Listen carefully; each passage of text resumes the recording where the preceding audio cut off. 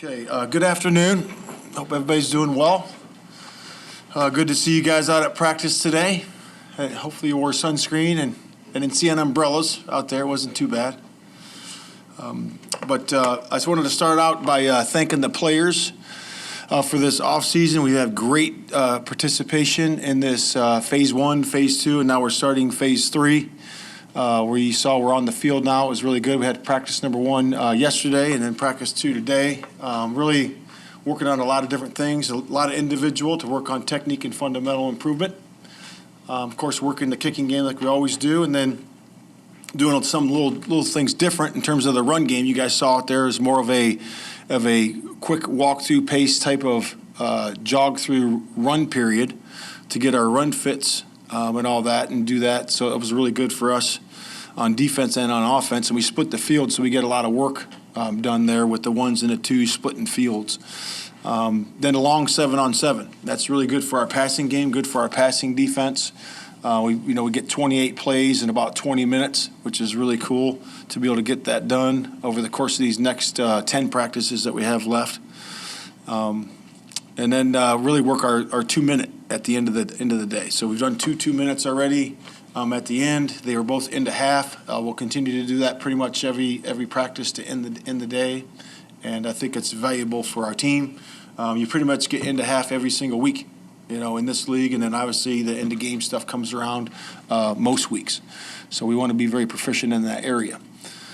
We have the coaching fellows in here for the Bill Walsh Coaching Fellowship. Randy Shannon is here, and also obviously Eddie George. It's great to have those guys here. Their wealth of experience as players and as coaches, we're certainly leaning on those guys for that information that they have.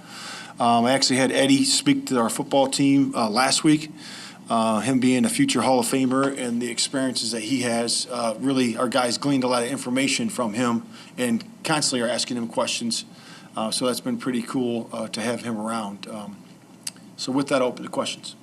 Coach, you often talk about when to get guys on the grass, you kind of feel their power. Did you feel a little bit more of Javon Dexter's power than you wanted to on that one rep? Yeah, a little bit. He's trying to get him to how to release off of blocks, and you can definitely feel that. He's a very powerful man, and he's exciting to watch, and he can move. That's what's great about him having a big athlete like that. Now, when you watch Justin with some of the new pieces you've given him in practice, what are you looking for in that setting to see whether that connection's there, whether that chemistry's coming along? Are there signs that you can see? Yeah, you can just see good execution, that they're on the same page. You can just feel that, rep after rep, and it's the consistency of it. It's not just one time, it's pretty much every time. And we want, in 7-on-7, the ball shouldn't hit the ground, and we're not there yet. So once we get that, where the guys are really proficient in, reading the coverages, delivering the ball on time, we should not put the ball on the ground at 7-on-7. What was your perspective? What are some things that What was your perspective? Go ahead. What are some things that are running better for you now versus a year ago? Things that feel more comfortable or look more like what you had envisioned or more your style of what you want practices to be like? Yeah, I would just say the whole thing. I mean, from individual all the way to the team periods, I think the coaches are on the same page. They understand what the expectations are, what the standards are. The players understand that. This is the second time going through it. Experiences. There's nothing like experience. So us just going through it a second time together, I think it's very helpful. Are you seeing enough carryover from the guys that were here last year where they're helping you with that? They're helping things run? No doubt. So you got Justin and, Eddie, all those guys that have been around, Jaquan, all the guys, Braxton, that have been through it one time. Because, when you bring in, 10 draft picks and 14 to 15 new guys, through free agency, that's a large portion of your team that you're bringing in. It's probably the most in the NFL, I would imagine. But it's pretty cool to marry those guys together and watch them teach, our structure and teach our culture and, how we go about our business. So it's been really good. Because there are so many new faces, is there a different energy around here this year? I think it's really the same. It's just, more of it. When you bring guys that are, playmakers, I think guys get really excited about that when you bring them into the building. So you can sort of feel that a little bit, and then just them working together. We're going to bring in guys that are good guys that like to work hard, that love football, that are tough, and they're Chicago Bear type guys for sure. We're going to do that. We're never going to bring someone that's not that way. So it's refreshing to see that. Attendance-wise, we didn't see Eddie Jackson and Jalen Johnson or Nate Davis out there. What can you share about those guys? Yeah, I'll just share that this is a voluntary time for all the players, and some players have certain things going on, and again, it's their right to be in here or not here, but we'll coach the guys that are here. That's really all I can say. Is Jalen Johnson hurt, or is he healthy enough that he could physically practice? No, I think his hand's good from last year. I think he's good to go. Is Jalen participating in the off-season program? Yeah, like I said, it's voluntary, and it's each player can choose or not to be here. You know, and I really can't comment if he's here or not, and it's voluntary. What about where Mooney and Eddie Jackson are from? Yeah, that's a good question, and certainly that's a one that everybody wants the answer to. We just don't have the answers right now. You know, they're progressing. All I can say is that they're progressing right along where they're supposed to be, and it's all positive. And we expect them back soon. When they're back, they're back, and when the medical staff clears them, they'll be cleared. With regard to some of the changes you made off the top, I'm wondering, are there any lessons that you learned going through this for the first time last year that you're applying year 2 here? Yeah, I would just say trying to do it the right way, in terms of like the runs. When you run the ball, obviously with no pads on and just helmets, just about fitting it up and more of a quicker type of walkthrough, just to get those fits. And then we'll get those plays, we'll rack those plays, up when we get, into pads and training camp and all those things. But it's been invaluable for the young guys.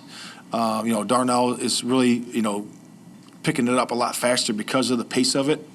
And he can learn it this way, and then when we get to training camp, it'll be more full speed. What did Eddie George talk to the players about? What do you think the program does for them as coaches?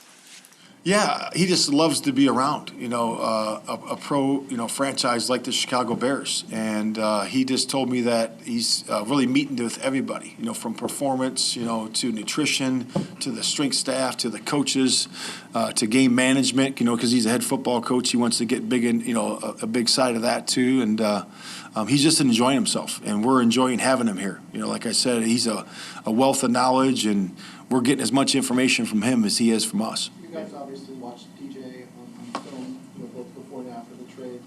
When you get on the field with him, what jumps out at you? Is there anything surprising? Yeah, the first thing I would say is speed. I mean, I just saw that. Yesterday I was like, wow, there's a different gear there. So that was exciting to see yesterday and today. What could that do for your offense to have somebody who's as accomplished as he is also have that speed?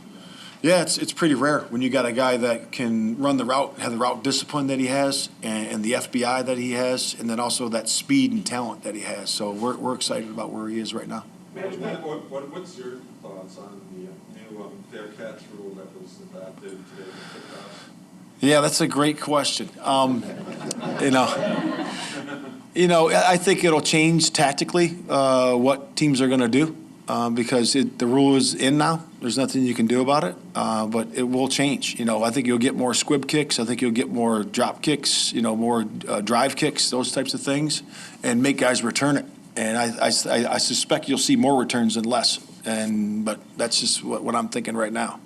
But we'll see what happens. Man, I think you've been in the league long enough to remember, when voluntary participation in OTAs was pretty much 100%, unless a guy was unhappy with his contract. Is it a disappointment that it's reached this level where guys are just out because they're not out? And Yeah, I mean, it's just that is what. Yeah, to me, it's it's a voluntary deal, and that's the way it is with the CBA, and that's where it is. And there's nothing you can do to get upset about it. It's just you guys choose or not to choose to be here, and we're going to coach the guys that are here. after going through what you went through with Roquan last year, are you concerned that Jalen Johnson's absence might mushroom into something bigger?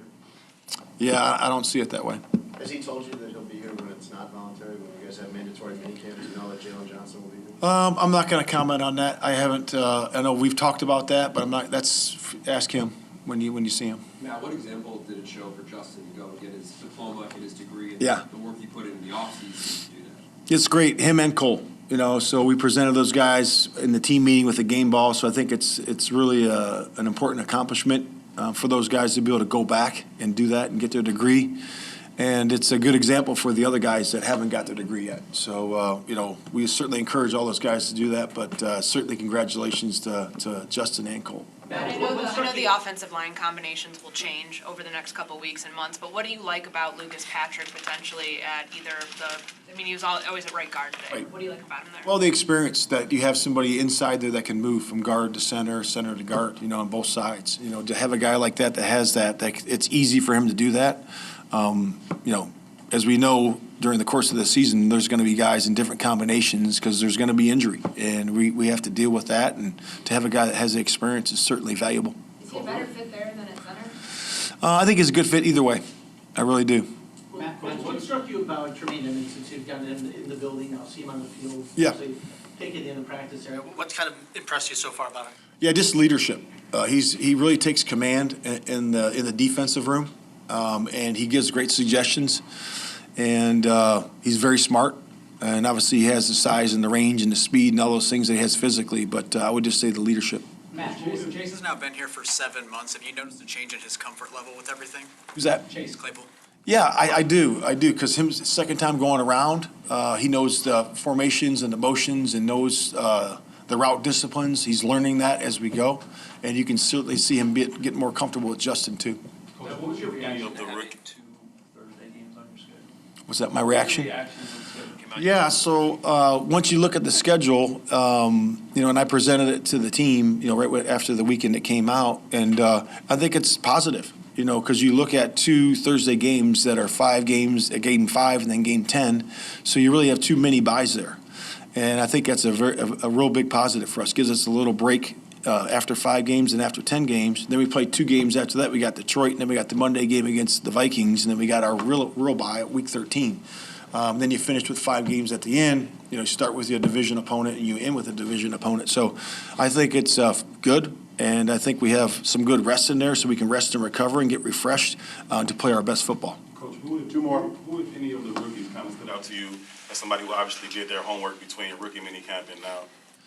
Yeah, I would say they're all really doing a really good job. One guy doesn't really stand out that I would say, my gosh, he's doing a good job. I would say they're all really doing a good job. I think Darnell did a nice job of really retaining the things and improving, going from there. Dexter does a nice job of that. Pick did a really good job of understanding the defense and our techniques. So, Tyreek, of course, he's the guy that's really picking up things really fast. And it's good to see him in there. He's big, he's long, and he certainly can, play the ball. So I like where he's at too. Coach, Cody has a little different exchange in center than you've had last year. Just first impressions on the exchange between Cody and Justin. Yeah, it's been good. Cody's got a wealth of experience, and he's played the position before, so it's not a stretch for him to be in there. But I think he feels more comfortable in there. I think anytime you go from he's being guard and moving back to center, I think it takes some time. But he's doing a nice job. Thanks, guys. Thank you. All right, thank you.